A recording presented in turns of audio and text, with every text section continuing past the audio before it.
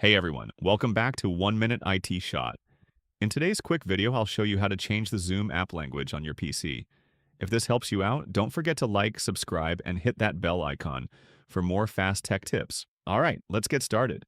First, launch the Zoom app on your computer. Look for the hidden menu bar, click the little arrow up top, then right-click the Zoom icon in your system tray, down by the clock. Hover over Switch Language, and pick the one you want from the list. It'll restart Zoom to apply the change. Give it a sec. Restart Zoom manually if it glitches. Also, double-check the language in Settings to confirm. And that's it. You've successfully changed your Zoom language. Let me know in the comments if it worked for you. If you found this helpful, hit that like button, subscribe to 1 Minute IT Shot, and I'll catch you in the next one.